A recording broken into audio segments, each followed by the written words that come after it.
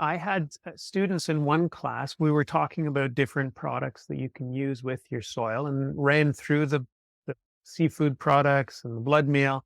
And they said, well, are there vegan products out there? And I scratched my head and I really wasn't sure. But then I got thinking about alfalfa meal, which is something that we've started using in our garden.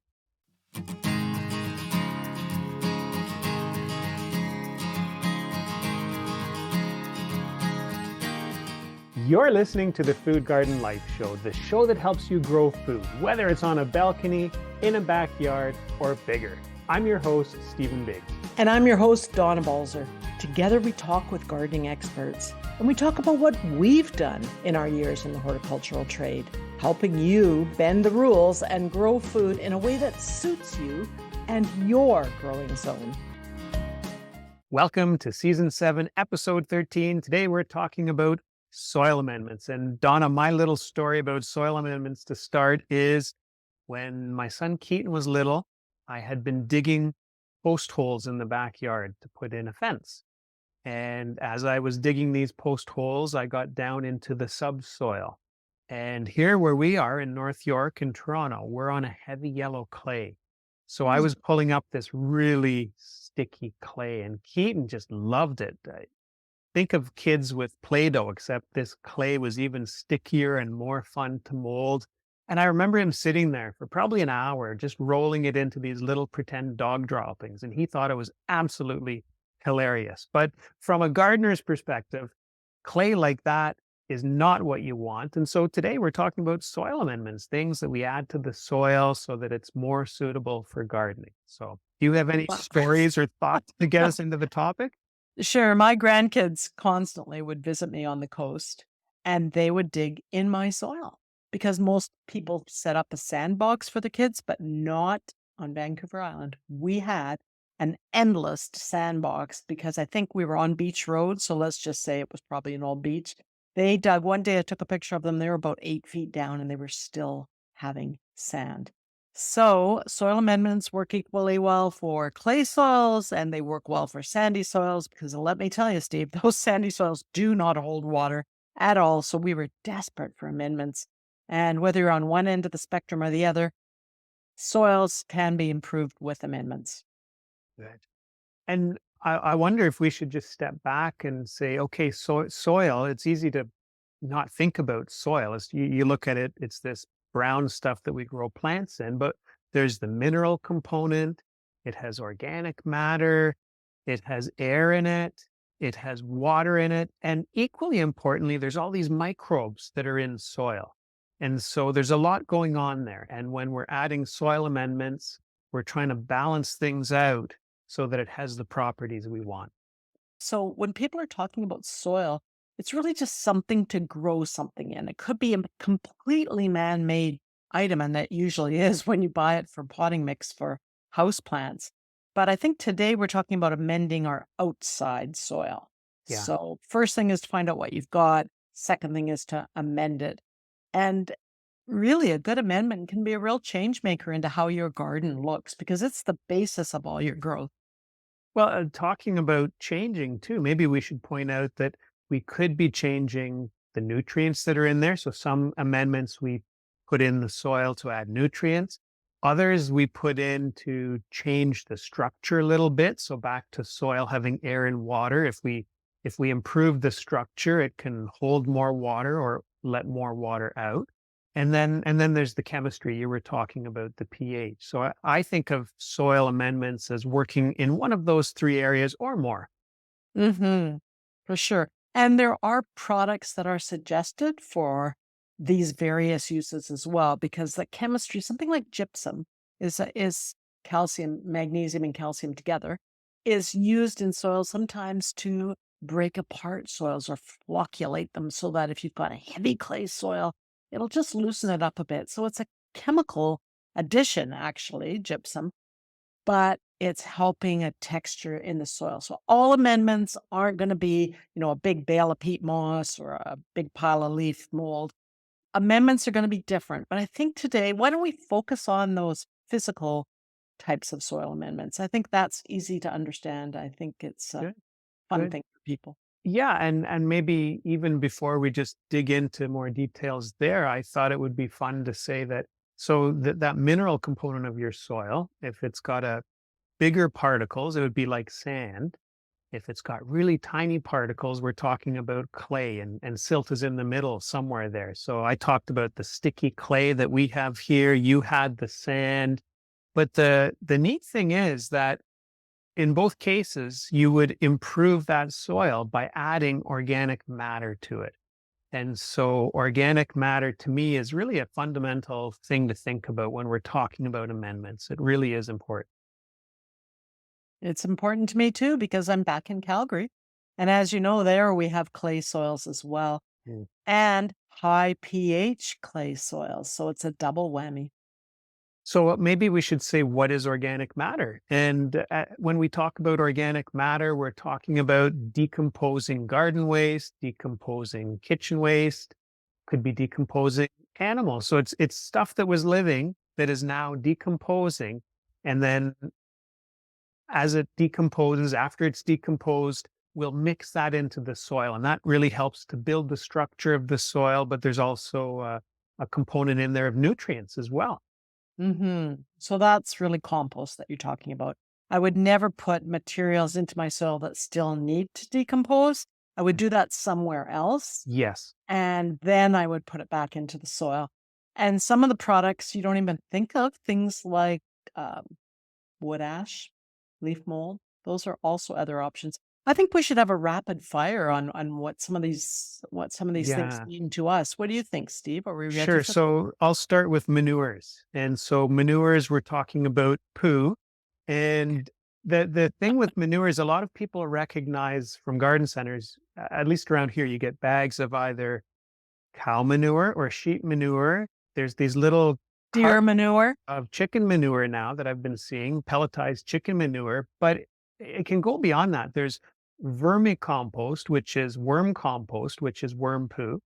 There's also cricket frass. I was just talking to a cricket farmer a little while ago, and he started selling cricket frass, cricket poo, as a soil amendment. And like the vermicompost, it's got a really great microbial activity to it too. And then at the Toronto Zoo, I don't know if they still do this, but I remember as a kid, they used to sell bags of zoo poo. And I thought that was hilarious. So manures, what about you? Anything to add to the manures list?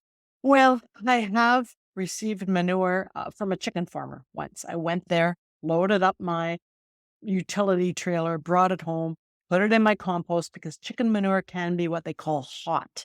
That means it has a lot of nitrogen, which means it can burn plant roots, sensitive plant roots. So I put it immediately into my compost and then dead.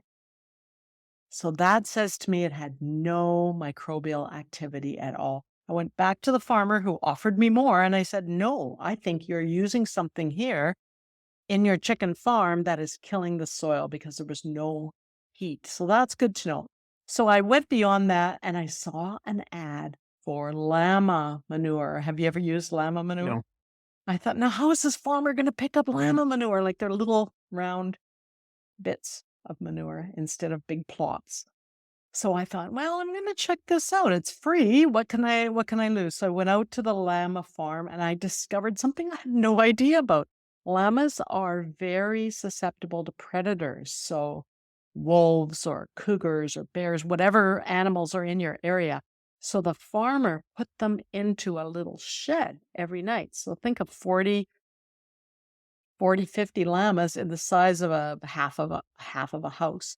Mhm. And they all sort of stand cheek to jowl, and then they poop all night, and then when I showed up, I was able to just scoop it up, put it in a bag, and bring it home. It's fairly dry, but the reason I wanted it is because it doesn't need to be composted. Almost all types of manures need to be composted before you put them in your garden, unless you buy them, as you were saying earlier, at a garden center, already composted steer manure Yeah. or chicken manure or whatever.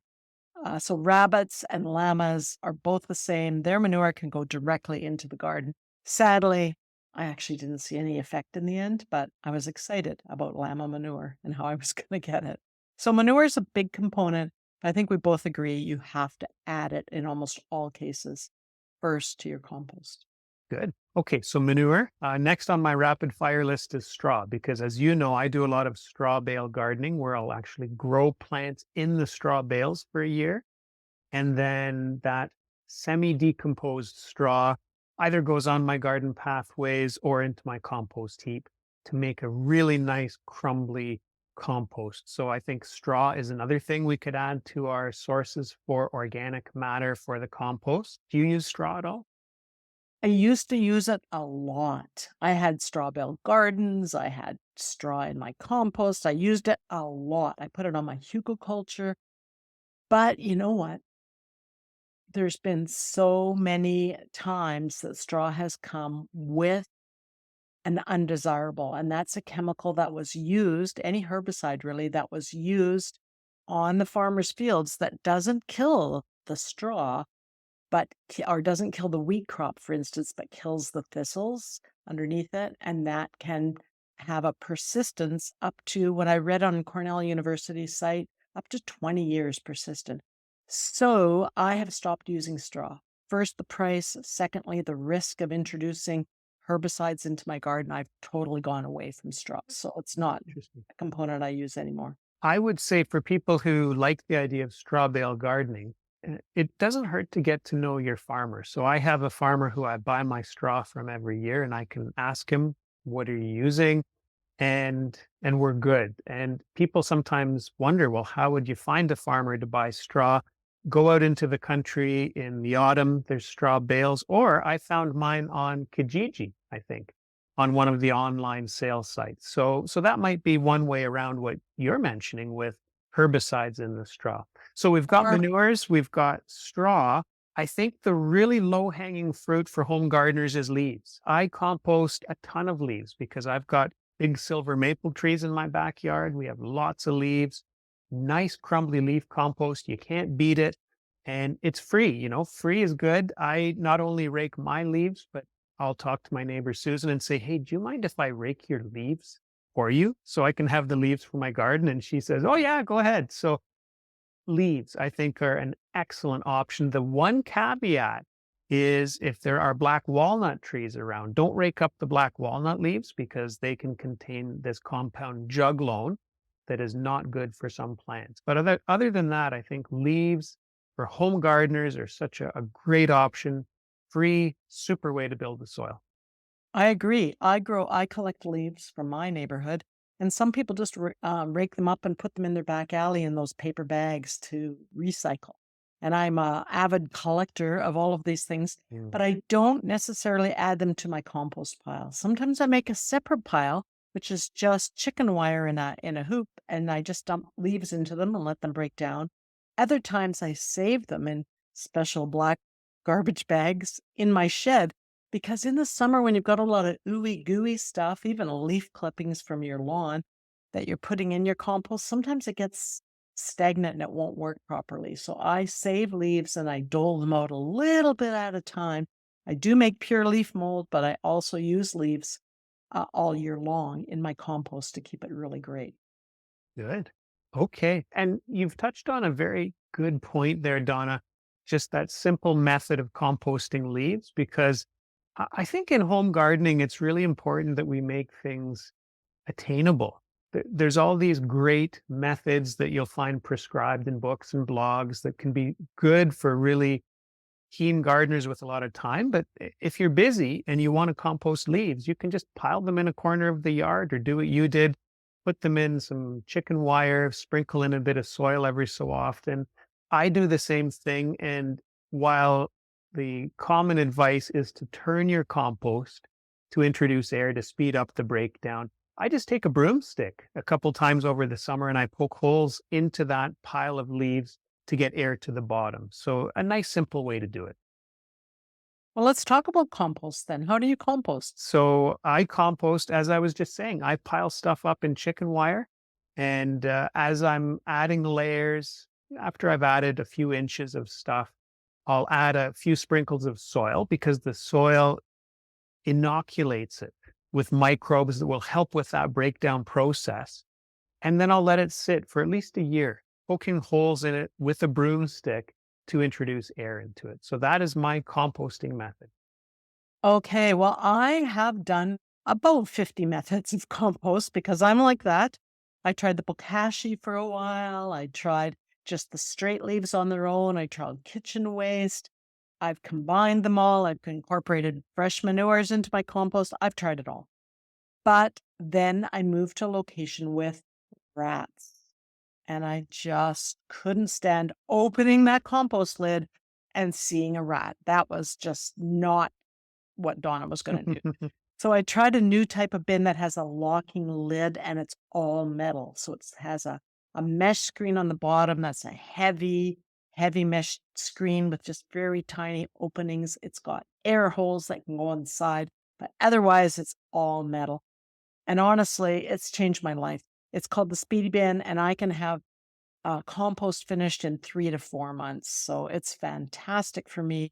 When I take it out, it's incredible, and I mix everything that I have from my kitchen as well as all my garden waste, and it's fantastic. So I do successfully home compost with I know most people put them in the green bins and give it away to the city, but I keep all my compostables and I put them in my Speedy Bin, and I absolutely love it, and I have great compost.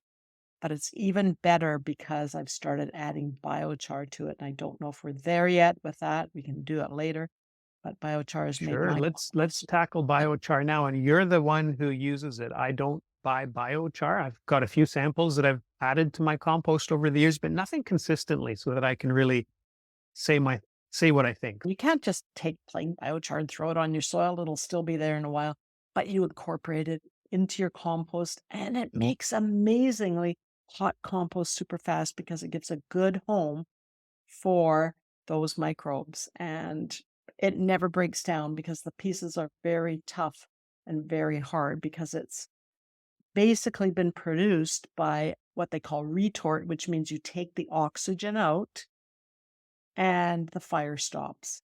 So you, I think, have written about a lot about wood ash, and wood ash would contain some biochar, but it would be mostly the ash component. So they're similar, but not the same. Do you want to talk about wood ash, Steve?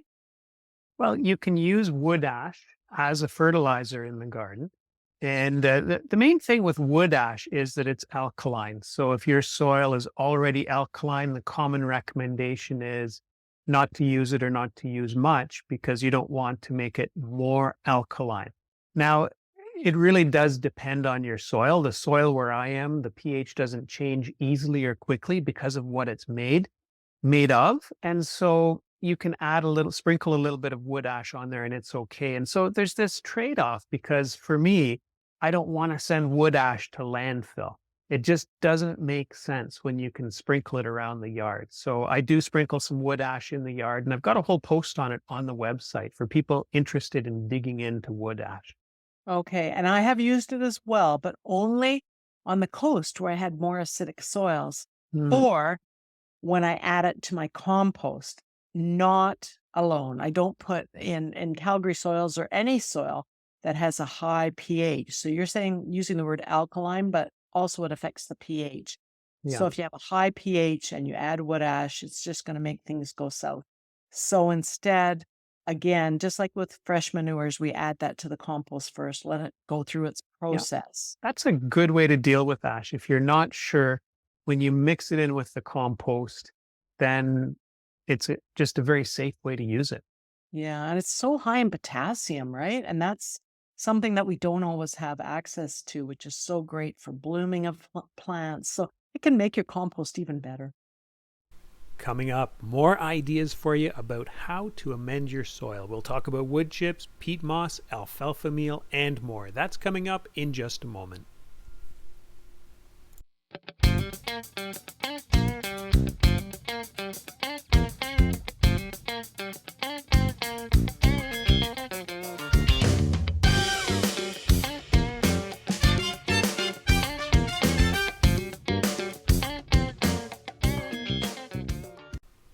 A shout out this week to all of you who've joined us for live lemon camp this week. We do this once a year. We have so much fun doing it. And Donna and I talk all about how to grow lemons and other citrus in cold climates, whether that's in a pot or in ground in a borderline region. We've had campers join us from BC, Alberta, Ohio, North Carolina, Manitoba, Quebec, Ontario, and more. So thanks all of you. It's sure been fun hanging out, talking all about lemons. And if lemons interest you, we have lots of lemon growing content at foodgardenlife.com. How to grow a lemon tree in a pot, how cold can lemons get, some fun lemon recipes. And we also have the Lemon Masterclass, which is available all year, a self-paced course all about how to grow lemons in cold climates. That's at foodgardenlife.com.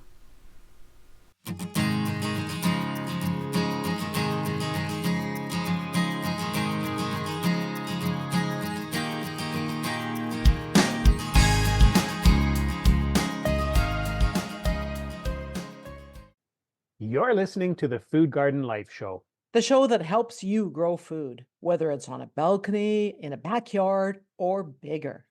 And now back to our chat about soil amendments. I think we need to mention wood chips as we're talking about different sources for organic matter to make compost out of as a soil amendment. And we've talked about wood chips in a previous show.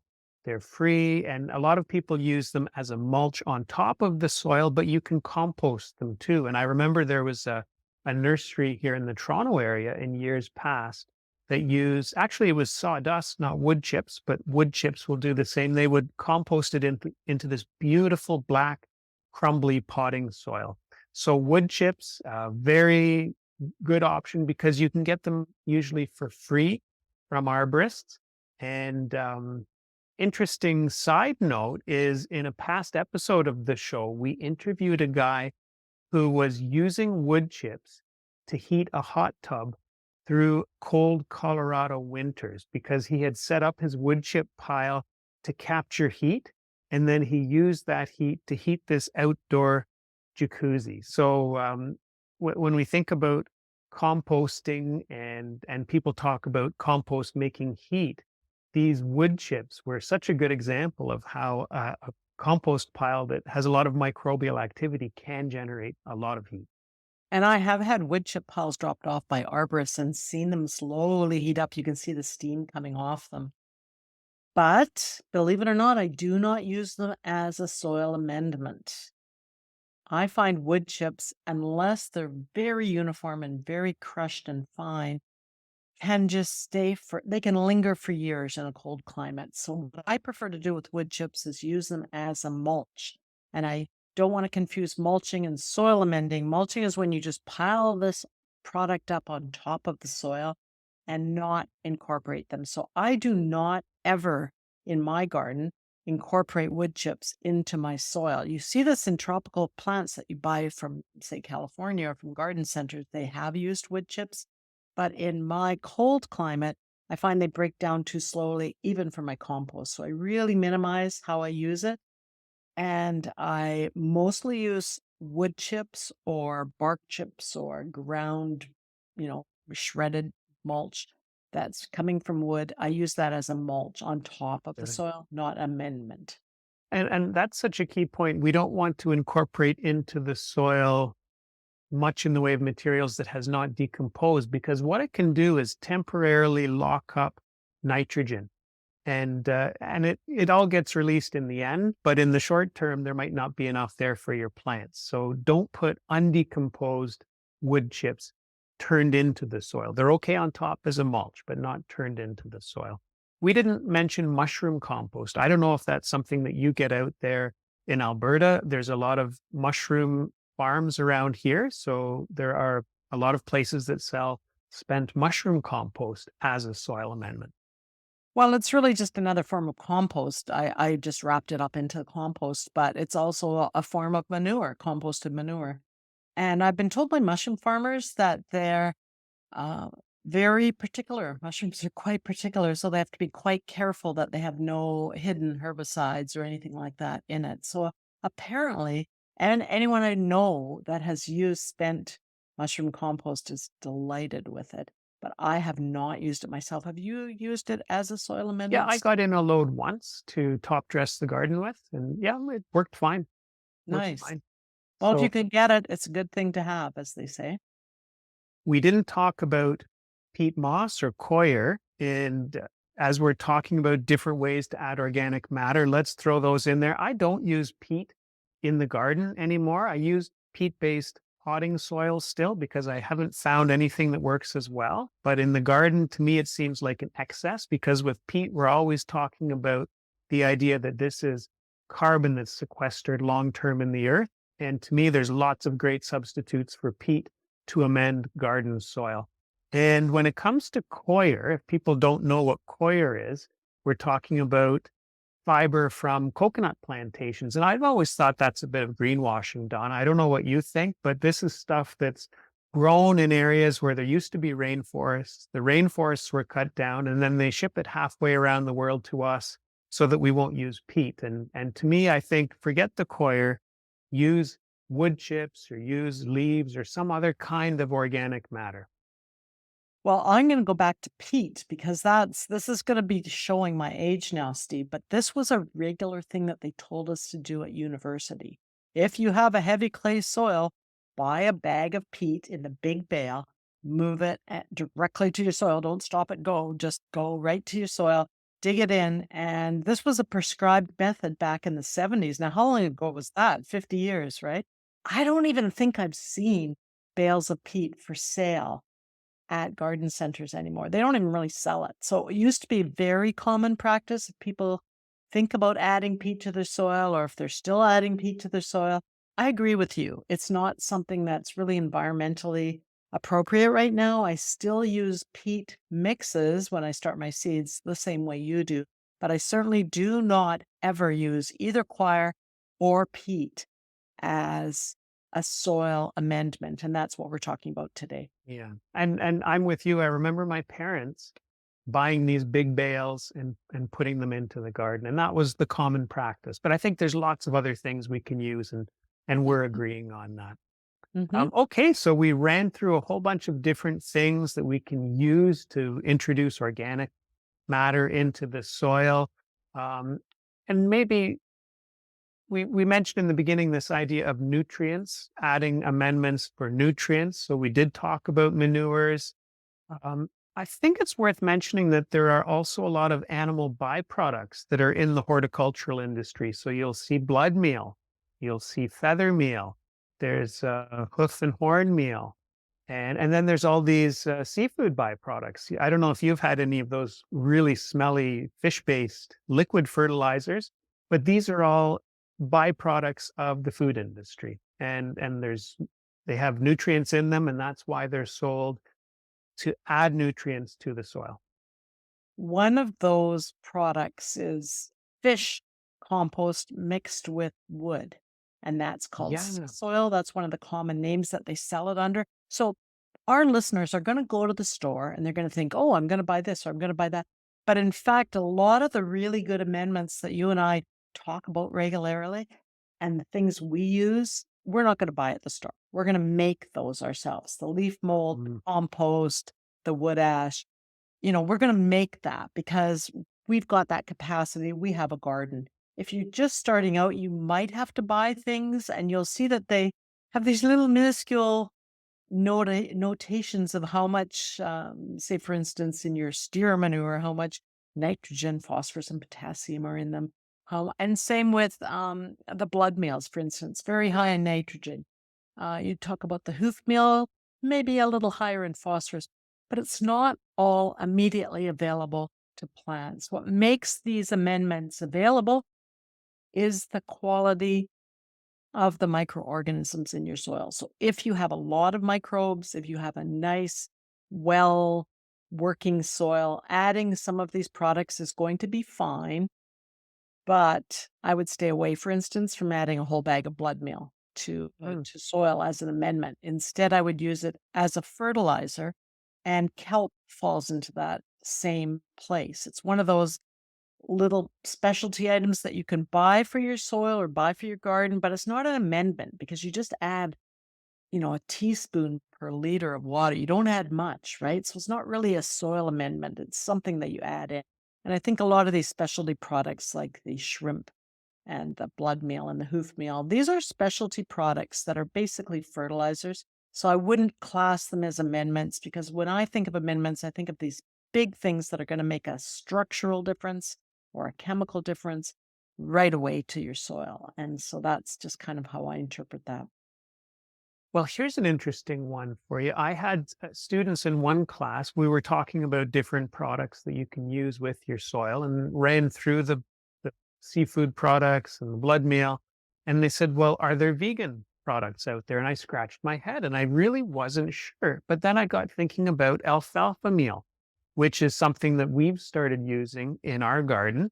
And I think in alfalfa meal is what I find around here. I think in different parts of the continent, you might find things like cottonseed meal, but there are things like that too. And have you any thoughts on those? Oh, I've used them, but I use them as a fertilizer, not as a soil amendment. If you added that much alfalfa meal to your garden that it was going to actually amend your soil, it's more of a fertilizer. It's something, and it's lovely. It has up to 17 microorganisms in, or not micro, sorry, 17 different micronutrients. So some of the very hard to find things are in alfalfa meal, but I'm not using it as a soil amendment. And that's the fine line here. I'm really Mhm. using it Yeah. as a fertilizer. And most of these specialty things, like the blood meal and like the hoof and horn meal, all these specialty things, I am using just really for what they can provide as a nutrient basis rather than amending the soil. I think soil amending is a big picture thing. I don't think it's down to how are we going to make our plants grow better and so much so as to improve the soils for our gardening. And I think maybe we need to have a whole episode on these other products that we use to feed the garden. Donna, I think it's worth fitting triple mix into our talk today, even though I don't really think of it as a soil amendment. It's something that people often buy as a soil substitute, or sometimes people start gardening and they think they just need all new soil. But I've had many students ask me, what is triple mix? And I usually say to them, well, first of all, with triple mix, it's kind of buyer beware because what you get here might be different than the garden center down the street, than the next one down. In general, I think we're talking about something where there's a blend of topsoil, peat moss, and compost. And I wouldn't think of triple mix, though, as something that I would normally amend the soil with. I think people will buy it in to fill a bed, but I wouldn't use it as an amendment. What about you? How do you look at triple mix? I never buy soil that way. A lot of the soils you do buy, the bulk landscape mixes, if, like you say, people want to change out their soil, are a triple mix, but we're not looking at replacing soil today. We're looking at amending the soil that we have. Mm. Soil's such an ancient product that's taken so long to be created. I don't mind improving my soil, but I don't want to just throw away the baby with the bathwater and bring in all new soil. Good. Okay, so we're talking about getting in amendments. We've talked through all these great things. A lot of them you can make yourself. Let's also talk about buying compost. So we've talked about making compost. We've talked about buying manure. And sometimes you'll see these bags of compost on sale at the big box stores for $1 or $2.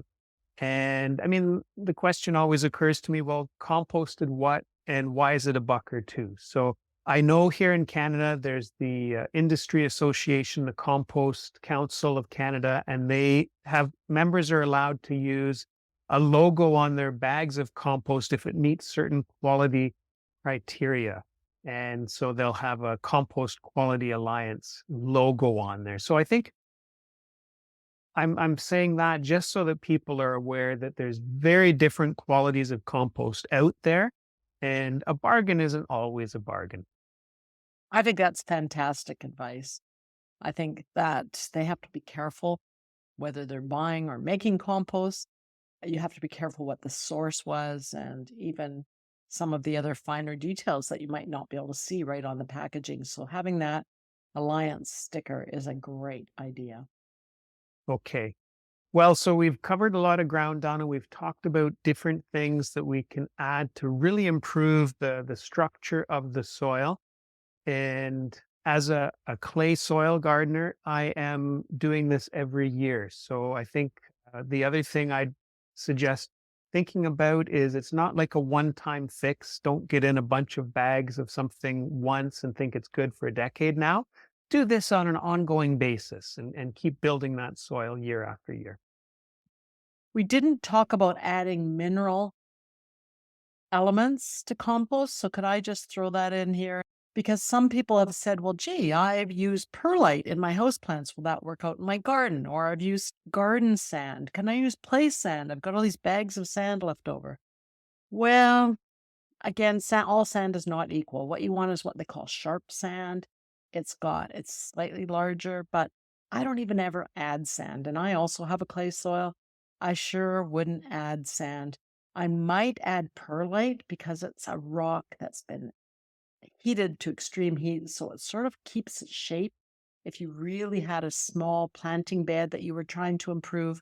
But I wouldn't amend a huge garden or an entire yard with a product like perlite. So I don't know how you feel about those mineral amendments. I think we've talked mostly about organic amendments up to this point, but do you ever use or see a use for Don't. So the mineral perlite, the vermiculite, I think you're talking about those things that we often and find sand? in Perlite, soilless. amygdalite, sand, all of those three. So those three, Right. I'll use them when I'm making potting mixes. I don't add those to the garden. No. Right. And I'm the same. So I think it's something that people should know that you can't amend a huge garden or the entire site with those kinds of materials. Okay, well, how about closing thoughts? What words of wisdom do you have to wrap up everything that we've talked about? If you're having trouble in your garden with soil and you want to try to make the soil better so that your plants will be better, you have to sort of sit back and think, what's your starting soil and what will I need to make it better? And sometimes it's just a matter of inoculating your soil with, as you discussed earlier, the worm castings or a special compost. And that might be enough, but you do have to do it on a regular basis because these things break down, they disappear, they wash away. So, soil amendment isn't a one and done. It's something that you're always going to be considering every spring in your garden. That's good. Okay, well, thank you, Donna, and we'll see you next week. All right. We'd love it if you drop by to say hi online at foodgardenlife.com. We have articles about growing fruit, veg, using your homegrown produce, also about growing figs and lemons in cold climates. So say hi. Tell us the topics that would help you grow more of your own. While you're at foodgardenlife.com, also grab our free newsletter. Subscribers get the subscriber-only cold climate fig guide and small space food gardening tip sheet. You can head over to my website and grab my really cool printable PDF for a seed packet. You can personalize it for each type of seeds that you save. DonnaBalzer.com. Have a look. You're listening to the Food Garden Life Show. I'm Stephen Biggs. And I'm Donna Balzer, here to help you grow.